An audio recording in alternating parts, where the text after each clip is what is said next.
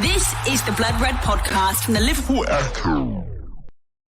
It's a Blood Red podcast courtesy of the Liverpool Echo. I'm Guy Clarke. Welcome along as we bring you a Q&A special here on Blood Red. Before we get to that, though, we will be paying our respects to former Liverpool goalkeeper Ray Clemence, who sadly passed away aged 72 on Sunday. Plus, we will also get into the Reds' growing injury list. Joining me to tackle your questions, quaking in their boots, or should I say slippers, Ian Doyle, Matt Addison and Theo Squires. Gentlemen, how are we all? Okay, yourself? Not so bad, thank you. Matt and Theo, you all right? Yeah, not bad. I never want to speak in case somebody else speaks at the same time. I never know the order that we should go in. Right, I am okay, thank you. Happy days, good stuff. Doyle, come to you first, and we will, as I said, pay respect to Ray Clemence. Very, very sad news that came out on Sunday. Yeah, it was. I mean, we've known for obviously some time he was diagnosed with prostate cancer back in 2005, and he's had a battle ever since against it and associated ailments. But that doesn't make it any less sad, the news of his passing. I mean, anybody who's been a Liverpool fan for any period of time, length of time, will know that he's probably the greatest goalkeeper the club has ever had. And you've seen the outpouring of emotion from everybody who played with him, everybody who worked with him, whether it be at Liverpool, Tottenham, at England as well. It just seems that he's very likable fellow, but he was also obviously a great goalkeeper, and he was the player who helped turn Bill Shankly's second team, as it were, in the early 70s into a team under Bob Paisley, who ended up becoming becoming European champions 3 times, and he won 5 league titles. He won the FA Cup in 1974, and there isn't really much else that we can say that's to add to what's already been said by everybody else, those who knew him better than any of us. Yeah, Matt, on that note, you spoke to a couple of his former teammates, and they of course, with glowing tributes. Yeah, I mean, absolutely. Everyone that you speak to, that you see, anybody associated with Liverpool, it was, really touching to see the tributes from all sorts of people, whether it's, past teammates, and you can read, obviously, the thoughts of people like Phil Thompson and Ian Callaghan and plenty of others across the Liverpool Echo website. Jurgen Klopp as well paid his tributes. And yeah, that's the thing, isn't it? When somebody passes away, it is a very, very sad time, but I think it's clear how much he meant on and off the pitch, how much of a Liverpool legend he was in every single regard, from the comments and the words that have been spoken since, because it's quite clear from whoever you speak to, whether it's, as I say, former teammates, whether it's current goalkeepers. Adrian and Addison both sent their messages. Everybody from then to now has not got a bad word to say about him. No, Theo, as Doyle said there, the achievements, 5 league titles, 3 European Cups. He was also involved in a couple of UEFA Cup wins, FA Cup and League Cup wins as well. It's hard to imagine anyone even emulating or getting anywhere near what Ray Clemence achieved for Liverpool as the goalkeeper. Yeah, he's the pinnacle, isn't he? It's like whenever any goalkeeper comes to Liverpool, it's always, are they the best since Ray Clemence, living up to the records he set? And which is quite remarkable when you think that you've got the majority of the fan base that won't really have seen him play that much. Like, obviously, we've all seen clips of Bruce Grobbelaar, most famously the spaghetti legs, and he achieved so much himself. But it's always been, he wasn't Ray Clemence. It doesn't matter how many clean sheets an Alisson gets or a Pepe Reina, it's always goes back to Clemence. He is just this legendary figure in Liverpool Football Club. And you can tell from listening to old clips of him or any interviews or anything, he's a man who loved his football and he is loved by football. And he's a tragic loss. I remember him most really from being the England goalkeeping coach. So even when he was ill, he was still as heavily involved as he could be. I think we've had a number of England managers from the past, like Capello, Ericsson, they've come out, paid tribute to him as well. I briefly cross paths with him when I was at Bolton, because I think his son-in-law's former old manager, Dougie Freedman, and there he'd always come and watch games because he's just a man who loves his football, even when he's battling ill health or out the game. And it was just horrible, sad news for everyone who knew him. So thoughts with his friends, his family, and all Liverpool fans can just remember what a legendary goalkeeper he was, looking at his records from yesteryear. Yeah, certainly so, and well put. Doyle, let's move on though and get on to Liverpool's, what seems to be mounting injury list. It didn't look great after the City game, Trent having to go off injured, but Since then, there's been reports around Mohamed Salah and a positive COVID test. Jordan Henderson had to come off after England's game against Belgium yesterday, and Andy Robertson didn't even feature for Scotland. It's not looking all too good on the injury front. No, I mean, I was going to say, you doing anything on Sunday? Yeah, but they might need you down at Anfield. But yeah, it's Mohamed Salah, we know he got a positive coronavirus test, so it's almost certain he's not going to be playing against Leicester next on Sunday, I should say. But I think Egypt, they came out today. Whether it was whoever the minister in Egypt who looks after coronavirus tests cases, I should say, he said that he expects him to pass his test on Thursday and then make his way back to Liverpool, but that doesn't necessarily mean he'll be able to play. Then, Andy Robertson didn't play for Scotland. He had a tight hamstring after the game where they beat Serbia to get through to the European Championships. And Jordan Henderson, he came off at half-time for England. So, I mean, there's still another round of games to go in the UEFA Nations League. So God knows what's going to happen. Liverpool, Jurgen Klopp and his coaching staff will just be praying that nobody gets injured again. It'll be interesting to see whether Robertson or Henderson end up playing for Scotland and England the next round of games, because if there's any kind of doubt, I can't imagine Liverpool would want them to be playing. No, Theo, it does seem to, in quite a few ways, have been sort of worst case scenario through this international break. Joe Gomez obviously picking up that knee injury and requiring surgery, but then everyone else, there seems to have been a question mark over them. Yeah, I was saying this earlier in our group. It seems like every single Liverpool player on international duty has either picked up an injury or scored a goal. It's been strange how there's so many headlines for all of them. And it's always going to be the case with so many games playing. That's why all the managers and all the players are coming out and saying there's been too much strain put on them. It's no surprise that players are breaking down with injuries. And how many international breaks do you have when you have to fit in 3 games? And now this is the second in the space of a month, 6 weeks. And it's just, with Liverpool, considering the fixture list they had last year and everything, they are always going to be one of the teams that suffered the most because their players have been put under such pressure in the past 18 months. The best way they can talk about it is that they have handled injuries well so far. Robertson, whilst he has picked up, I think it was a hamstring knock, they were saying that he could still play for Scotland. So you'd like to think, considering he plays through the pain barrier whenever he can, that he will be okay for Liverpool at the weekend. Jordan Henderson, he's the same breed, isn't he? But they have lost Joe Gomez for the foreseeable. And then you've got this staggering injury list that has accumulated so far this season. It's like, well, could you have Thiago back? Positive-wise from the internationals is at least Navigator. He's got a game, he's scored a goal. It's just, Jurgen Klopp will be praying that they all come back to Liverpool in one piece, and then he can piece together a team that can do some good against Leicester. Just be certainly interesting to see what the back four is going to look like, because it could very well be James Milner at full-back one wing, Tsimikas at the other, Joel Matip with one of the kids. Yeah, certainly could be the case. Matt, what's your take been on the international break and whether even it's worth keep going? Yeah, I mean, it's the international break, isn't it? It's been said plenty of times. It's ridiculous that teams have got 3 games in such a short spell.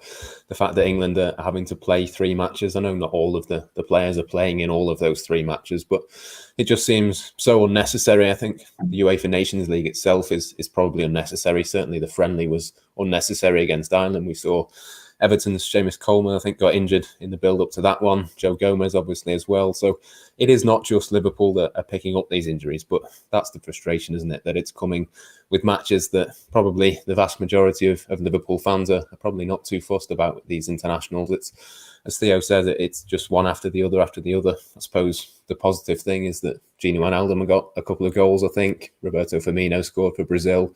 Minamino scored for Japan. It does seem to sort of be, one or the other. But fingers crossed that there's no more risks taken. Fingers crossed that Henderson is okay and Robertson doesn't play for Scotland. But I think, obviously Andy Robertson is their captain. He's their best player.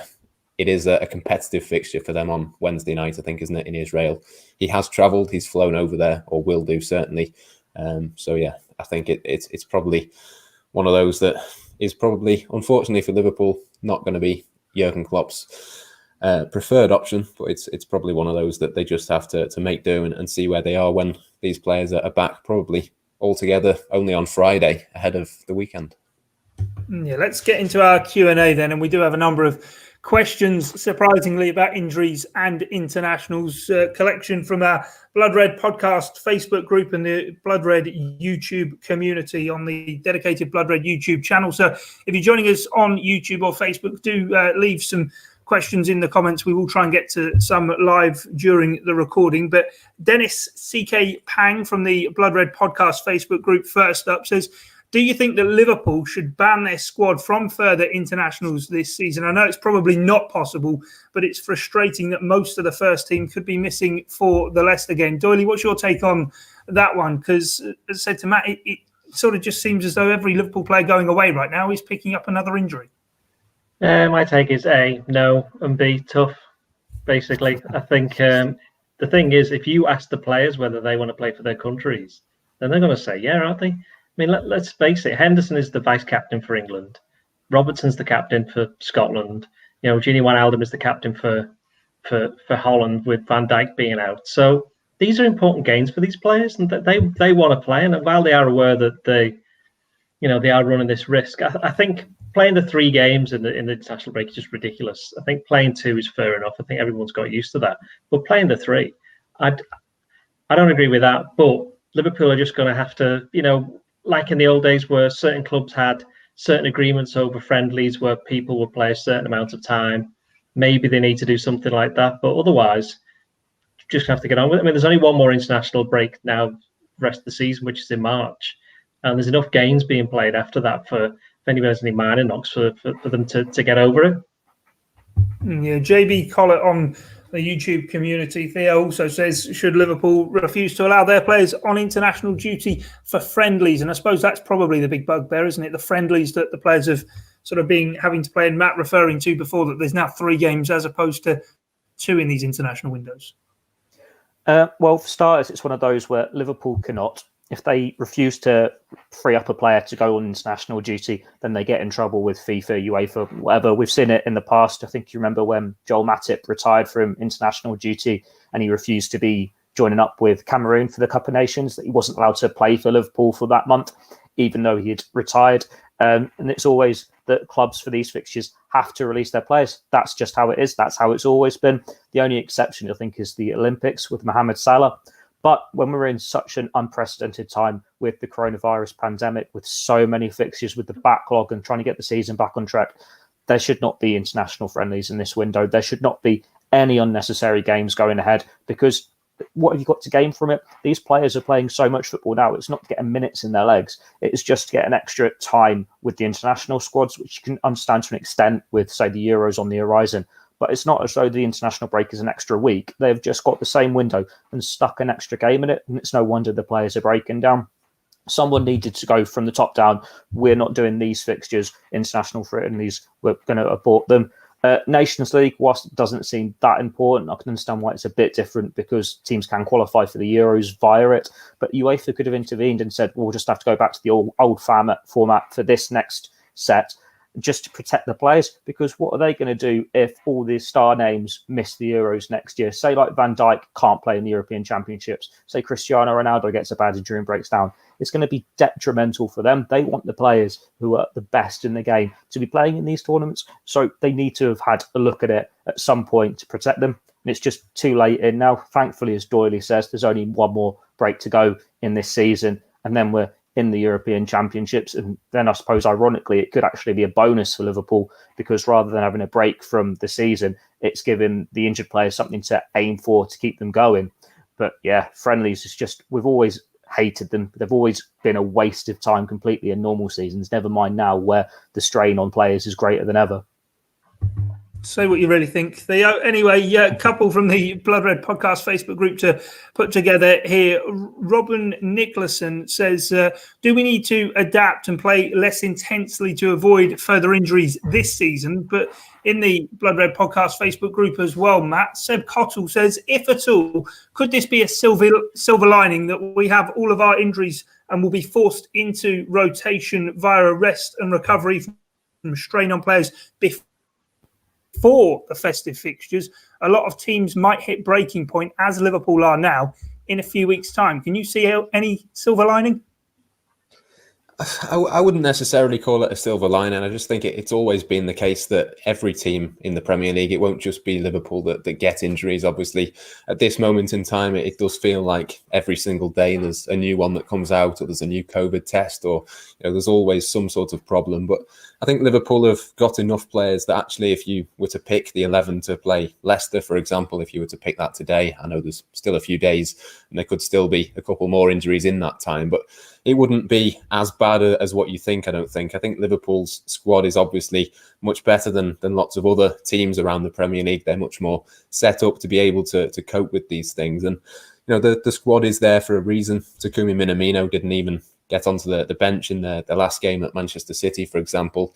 Not many teams would be in that sort of situation where they could have these players to come in. So is it a silver lining? I understand, what Seb is saying there. I think there is a kind of a point in that, but I just think it's going to happen to all teams across the course of a season. And other fans and other people might be looking at Liverpool at the moment and thinking, wow, look at them, almost laughing at Liverpool. But I think that could potentially come back to bite them at some point, whether that's the festive period, whether that's towards the back end of the season. I think we've seen plenty of times, Leicester last season, for example, they seemed to be right up there up until Christmas and then kind of dropped off a cliff a little bit at the end of the season. I think, as much as we've had a bizarre start to the season in many ways, I think that potentially could continue. And at the end of the season, we could be looking at other teams in similar situations to what Liverpool are now. So, yeah, a silver lining to an extent, but I just think it's one of those things. You could probably have predicted that this was going to happen, maybe not to quite this extent, but certainly in terms of injuries, I think most people knew that was going to happen coming into the season, and that's why Liverpool have got themselves a big squad to pick from. Yeah, good point. Final one then on injuries. Doyle, I'll ask you this one. Zara Aymer from the YouTube community saying, what are your expectations for this season after the huge amount of injuries? Will Liverpool, I suppose the question being, still be targeting sort of trophies on all fronts? Because it has been really debilitating, this injury list. I suppose we'll only really see the impact of it once the team get back into action. Well, what they could do, one good thing is the fact that they've already won 3 games in the Champions League, so they only really need to win 1 game. Then they can put that to bed till I think it's March. Is it March or it's late March, early April? Which will help because that's another 4 or 5 months off, and they can get the players fit or may possibly sign somebody in January. I'm sure we'll get asked about that as well. In terms of the season as a whole, they're already out the League Cup, as we know. I think finishing in the top 4 is the absolute, well, it's been the bare minimum anyway for a few years, but I think finishing the top 4, if they don't buy anybody in January in terms of a centre-back, is probably going to be the best that they're going to get. But what could easily happen is that, talking to somebody else about this before, actually. Somebody asked me the question on Twitter, what do you think would be a good return for the next 8 games before the transfer window opens? They said 18. I said, I reckon 14, which would be 4 wins, 2 draws, 2 defeats. Nobody's going to win all 8 games. So Liverpool would still be within about 5 points going into the new year. And because the season started later and the transfer window still opens at the same time, if they buy somebody very early January, they'd still have about 20 games to go in the Premier League, and that's an awful lot. It's more than half a season. And if you get a settled team in that respect, and if they do need to bring somebody in at centre back, because as we know, Klopp will give the players there a chance. And while we're not expecting, Joe Gomez and Virgil van Dijk back possibly till the end of the season, there's still Joel Matip, there's still Fabinho, there's Reece Williams, there's Nat Phillips. There are options for you. Klopp could even play Jordan Henderson there, but how they do over the next 6 weeks will determine how strong Liverpool look at getting in another centre-back in January, and that will ultimately determine whether or not they feel they can go for the league. But as I said, the Champions League, if they can't go for the league, will become an even greater priority, and possibly even a run in the FA Cup as well. Right, well, Doyle, I'll stay with you, and you preempted it there. Transfers, next topic for us to get into. And Katie Squires says, do you think due to Liverpool's current predicament, specifically in terms of defensive injuries, that we should go out and secure the January signing of a top defender, despite the FSG model would bring real competition for places in the team at centre-half? Do you think then Liverpool are likely to dip into the market, Doyle? Yeah, see my previous answer. Well, I think if you look at Liverpool actually done quite well in January bringing in defenders. I think they brought Pellegrino in in Benitez's first season, who, while he wasn't a massive success, what he did do is he allowed Sammy Hippies to be rested, and they ended up winning the Champions League on the back of that. Then they brought in Daniel Agger in January, Martin Skrtel, and of course Virgil van Dijk. So they have made these moves for these types of players in this what's supposedly the more difficult transfer window. But I think, knowing Liverpool, knowing FSG, the model was mentioned then, that they'll have plans, a strategy in place, because they'll have known that, Joel Matip is not always fit, is he? Let's be honest. And with Dejan Lovren going, they're probably looking at getting in a centre-back next summer anyway. So the question then is whether they are able to bring forward a move to the January. And if they can, they might look to do that. But if they can't, then they are left with the decision, well, we've got somebody coming in the summer. Do we just carry on the way we are? And again, that depends on how things have gone over the next 6 or 7 weeks, because they'll be able to make a more considered view, because, as I say, they're probably going to be working on the basis that Joe Gomez and Virgil van Dijk aren't going to be playing again this season. And even if they do come back, they're not going to be at the best, because they both suffered serious injuries. They'll need a little time to get back being fit. So personally, I would look to sign a centre-back in January. I think it would have to be somebody who you would look to be either the third or fourth choice. But then, then the struggle is, well, how much money do you want to pay for somebody like that? And who would want to come? But if Liverpool are doing all right, then there's a certain tier of defender who will be good enough to play, every other game or 1 in 3, and would have a very good chance of winning a trophy at Liverpool, whatever club they're at the moment. They might not. And Liverpool have shown with the signing the likes of Andy Robertson from Hull, even taking Wijnaldum from Newcastle. They've taken them from relegated clubs. And while they were full internationals for their countries, they've ended up turning them into European, World and Premier League champions. So if you're going to trust anybody to get this right, you'd have to trust Liverpool and their recruitment team. Yeah, certainly. Matt, what's your take on it? Would you like to see Liverpool bring in a centre-half in the January window, or do you think they can get through to the end of the season? I mean, they can get through to the end of the season, of course they can, but I think it would be a bit of a shame and a bit of a waste if we got to the end of this season, they hadn't done anything in January, and then you look back and thought, what if? We've said it, plenty of times that has happened in the past, where you wondered, could Liverpool have maintained a better title challenge, or could they gone on to have won a trophy had they brought somebody in January just to supplement that squad? But I think what we've seen so far under FSG is to come back to the original question that was posed is, as Doyle said, that they will stick fairly rigidly to a plan. They will know in their mind 2 or 3 targets, as we saw with someone like Diogo Jota over the summer. There was a couple of other names on that list. If they can get one of those names that they were potentially looking at for the summer in January for the right price, without paying over the top, and without having to go about things any differently other than the time difference of 6 or so months, I think obviously it makes sense for Liverpool to do that. But the one thing we know is that they won't make any sort of knee-jerk reaction. They won't bring anybody in if they don't think it's the right person or the right player at the right time. So there's so many names that have been mentioned. For me, Upamecano makes a great deal of sense. But of course, the caveat with that is that he has a release clause next summer. I'm sure, Liverpool will know exactly what that is. And if they are interested in him, I'm sure he would be, a decent option for them. But the question then is, well, if he is, for example, and I'm not saying necessarily that this is the case, but if he was the one that they decided they wanted, in that case, they would probably wait until the summer just to make sure that release clause was there and they got him for the right price. So, yeah, I think there could be a situation where Liverpool don't. I think then a lot of people would question that. But I suppose you can only go back, and historically, when they have made those decisions, they waited 6 months, of course, for Virgil van Dijk. They got through that period and they were fine and reaped the rewards long term. So, yeah, you can only go off what they've done in the past. I think Liverpool, you just have to essentially trust them to make that right call. Yeah, Theo, then I'll come to you with the final question on the centre-back signing issue. Do we need a centre-half in January, or do we give the kids a chance until Virgil van Dijk and Gomez are back? And that's Alan Robb on the YouTube community who's asked that one. So is it worth giving the kids a go? Billy the Kid, one of them, who's now Billy the Man, I suppose, celebrated his birthday over the weekend. Well, the kids are going to get chances in the next few weeks before the window opens. And it's then, well, how do you value them? Because we knew Nat Phillips, he's ready for senior football. he's not going to be at standard Liverpool, but he played at a decent level with Stuttgart last season. And it's why he's made decent approach when he's had his opportunity against, was it West Ham the other week? And then you've got Reece Williams. He's done well in the Champions League. Believe Commetio, I think he's still young. He's still raw. It'd be a bit of a gamble if you had him in for the foreseeable. But they've got these talent. This is what you expect with young players. But if you don't play them, they're not going to get better. They're not going to learn from the mistakes. And then it's just the pressure from that scenario where if they make mistakes and they play, can they play through it and improve? Or is it going to destroy a young player?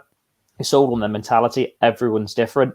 And it's what is best for Liverpool going forward. Like Nat Phillips out of those three is probably the better one in terms of senior experience, but he's the one, doesn't have a long-term future at Liverpool. It would take something sensational for him to be in a situation where next summer he is still at the club, no matter how well he plays, because when you've got Van Dijk and Gomez coming back, he's still not going to get the opportunities there.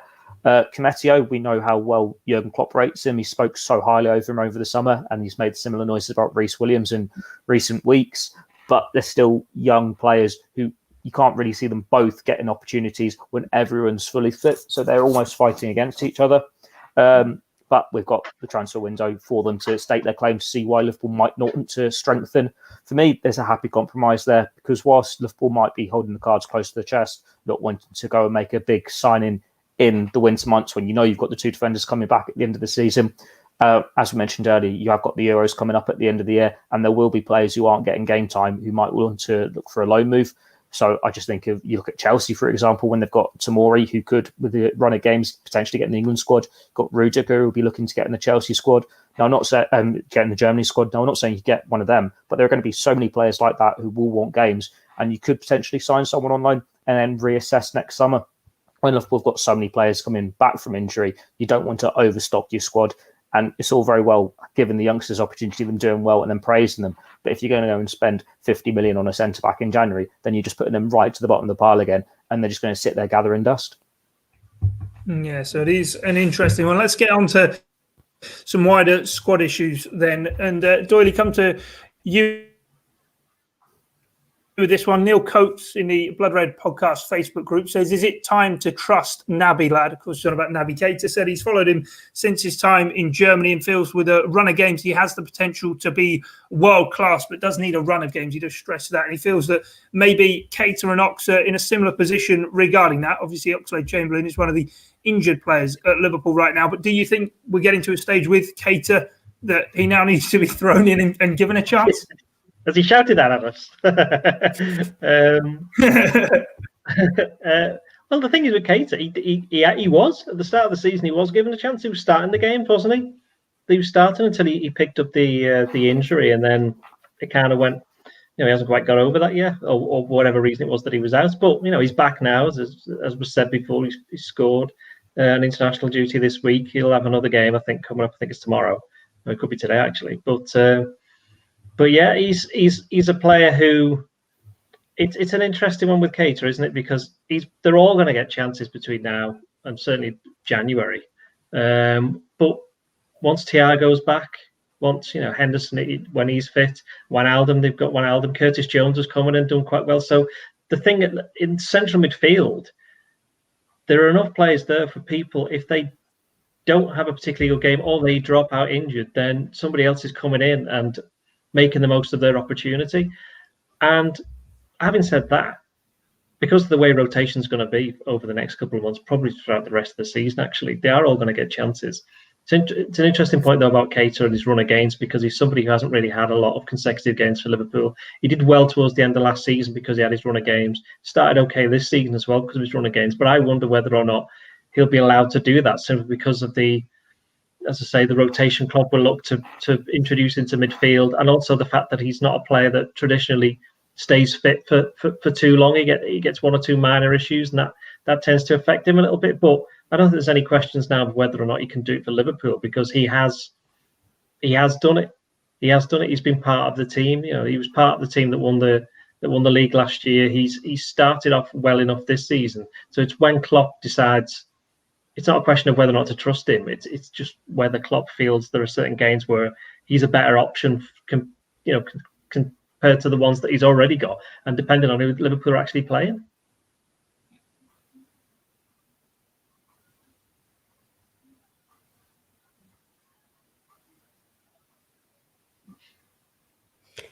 I think we may have lost Guy there. I think we've lost him, Yeah, I did not mind for the t-shirts. Is it time to trust Naby Lad to get printed up and we can all sit here wearing those?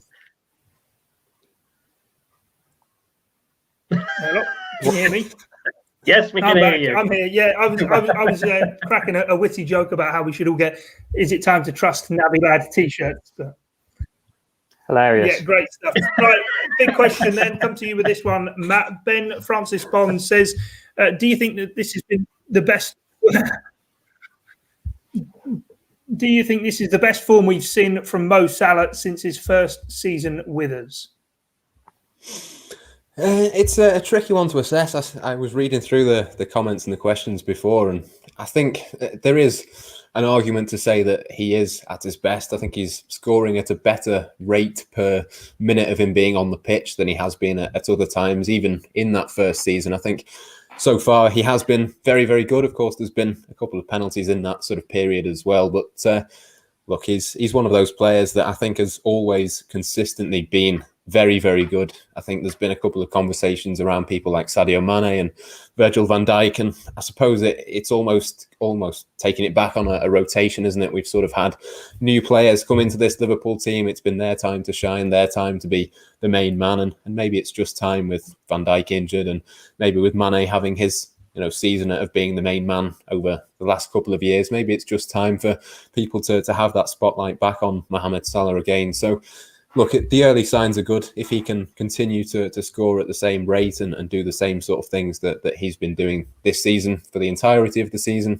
he could go on and get, close to 40 goals this season. Who knows? It's a very exciting time. I think a couple of people have sort of spoken about Mohamed Salah and sort of, as I say, compared him to one or two other seasons that he's had or compared him to a couple of other players. But I think what he's shown so far this season is that what he is best at, which is putting the ball in the back of the net, he is still very, very consistently good at doing things like that. So as long as he keeps scoring for Liverpool and keeps doing what he is doing, as I said before, I don't think the injuries can derail Liverpool too much, because if you've got Salah scoring, nearly a goal a game or whatever he's doing so far this season, that's certainly an advantage.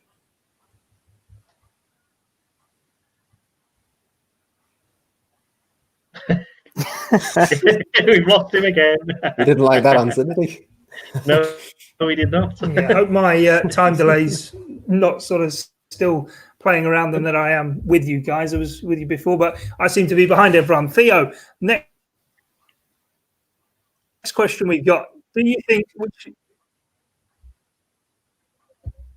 Didn't get that at all. You just I am cut still out completely here. on that Internet question. doesn't seem to like things. I don't know if you guys can still hear me. Can you hear me now?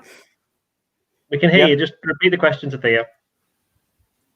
No idea what's going on whatsoever. Maybe we can get the text up. Here we go. I'll just read it. I will try one more. Use 4-2-3-1 formation. Yeah, I was going to say I'll try one more time. We've got another question about the system, which says, do you think we should use the 4-2-3-1 formation more often with Salah on the right, Mane on the left, Bobby just behind Jota up top? Because it was used against Sheffield United and Man City, and it can prove really deadly. What's your opinion? Theo, if you can hear me, that one's to you. It depends who Liverpool are playing week in, week out. That Jurgen Klopp will always choose the best system for the game.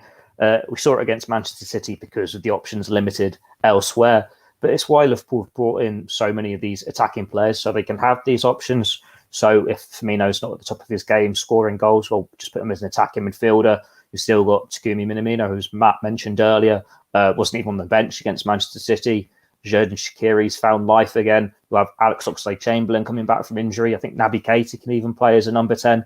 So it's one of those where Jurgen Klopp will always look at it on a game-by-game basis and choose the best system, the best players appropriately with who's in form. And with this season, when you've got players' fitness issues, runner games and stuff with rotating, we used to have Paul rotating in midfield, but now it's going to be the case in the front three as well, or front four in some games.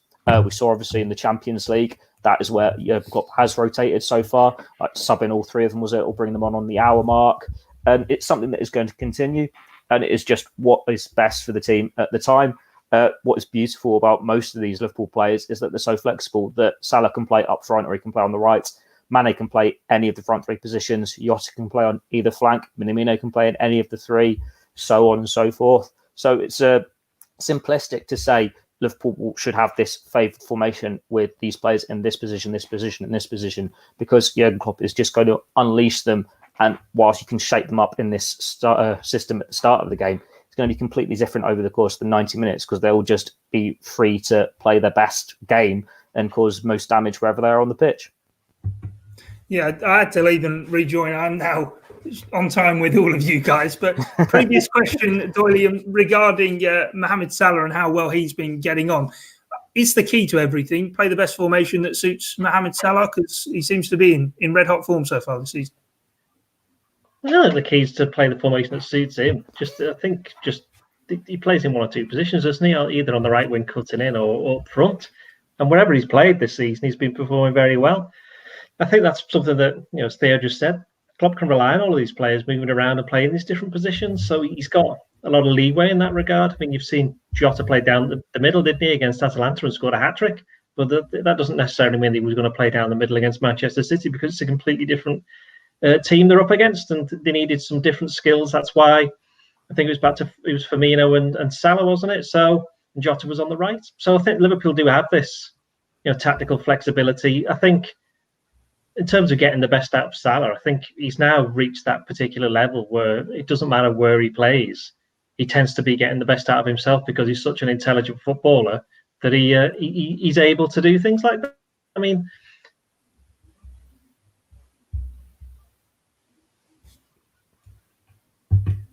Have you finished there, Doyle? I thought you just... I finished, yes. Yeah, no, that's fine. You are with us. It's okay. You are with us. Yeah, no, fine. I was going to say, I think Rob's probably right. I do need to have a whip around for my internet connection. But anyway, last one on the squad before we finish on a couple of others. Matt, come to you with this one. Against Leicester, should it be Shaqiri, Jota and Mane, or Jota, Bobby and Mane? What would your attack be looking like? Because we've spoken about Salah, but he's not going to be available. Yeah, it's a very, very difficult one to think about, isn't it? I think I would be tempted to go with a Shaqiri in the front line. Obviously, I think Jota and Mane would be alongside him. But of course, we've seen Roberto Firmino in these sort of end-to-end games, which I think it possibly could be against Leicester. They do suit him. But I do think Shaqiri does have a chance to play. I think it's probably the first time really that Mohamed Salah has not been in the team or available at the same time as Shaqiri. Off the top of my head, I can't think of too many instances where Shaqiri will have seen a real genuine opening for him to go into the team and essentially be first choice, with Mohamed Salah looking like he's going to be absent for the weekend. So yeah, it's a rare opportunity, I think, for Shaqiri, and it could be a little bit of an indicator, I think, for his long-term future. Obviously, we know he could very easily have left over the summer. If he does get the nod, I think that would be a testament really to the start to the season that he's had and the standing that he still has with Jurgen Klopp. I think there's a good chance that Firmino could play. Of course, we know that Jurgen Klopp still trusts Firmino and obviously played him against Manchester City. I thought he did okay, certainly in the first half in that match, but my personal preference would just be to give Shaqiri a go, and I suppose primarily that would give him an opportunity, but it would also give the chance for Jota to be down the middle again, which I think is certainly something that myself and probably a lot of Liverpool fans watching would quite like to see that as well. Yeah, I think it might make the basis of a fair bit of Friday afternoon's Blood Red podcast with our team selection. Let's get into a couple of quick ones to finish off. We'll all have our say on this one. Pro Gaming, Theo, you're first up, asks, start one, bench one, sell one. Henderson, Trent and Salah. Theo, you're first up here. Nice, easy one to start with. Start Salah, bench Trent, sell Henderson. Wow. Doyle? I agree, simply because Henderson's older than the rest of them. Okay. Yeah. And Matt, is that how you feel as well? Yeah, again, it was a question I had a look at before and thought, how on earth do you answer that? But I think, actually, when you think about it, you wouldn't want to sell Mohamed Salah, given the form that he's in. Trent Alexander-Arnold, of course, could go on the bench. And yeah, I think Henderson, That's not to say anything against Jordan Henderson, because he is fantastic, but I think Alexander-Arnold has a higher ceiling, and Mohamed Salah at this stage is performing at a higher level. I suppose there's a deeper question there then. If you're going to sell Henderson, how do you replace him? And is that something Liverpool are going to have to start considering in the next sort of few transfer windows? Because if you're saying he's getting on and age is ticking for him, then there is going to have to be a replacement who does come in. That may be one for another day. Last one then to get into. Dan Portus in the Blood Red podcast Facebook group says, with the move to the AXA Training Centre, what other things would you like to see named after current or former players? Maybe the Joel Matip physio suite, the Shaqiri leg press machine, or the Mane barber chair? The Vegard Hegem treatment room, surely. I mean, anyone who remembers him, I think his full name was Vegard Hegem is doubtful, because that's what he always does every single week. That's going back about 20 years for anybody who can't remember. In fact, it's more than 20 years, isn't it? Well, it just feels like it. Don't know. Open to the others. Would we have to have a Luis Suarez or a Mohamed Salah swimming pool, because they're so good at diving? If you listen to the pundits, yeah, like that. That's quite a good take. The Luis Suarez canteen, good for a bite. Very good. Yeah, very good. Yeah. Any throwing yourself, Matt? I am struggling to come up with some. This question comes about because there's a door that's been named after James Milner, isn't it? I am right in thinking that. Yeah, yes. He requested. Yeah, he requested something to be named after him, and therefore got his wish. And I think Theo. I think Doyle. Actually, I think you probably win there with the canteen, Luis Suarez. I like that one. That was a good one to finish things off. We've a bitter Arsenal fan there. He's never going to join you. He's never going to join you. Anyway, thanks for joining us here on the Blood Red channel. I'm glad the internet actually held up in the end. So thanks to those who sent their questions in and those who have joined us live, whether that be on the Liverpool Echo Facebook page or the Blood Red YouTube channel. It is more than appreciated. Of course, we'll be back on Friday with the Blood Red podcast, looking ahead to the game with Leicester City on Sunday. Until then, though, thanks for your time and your company. It's bye for now. This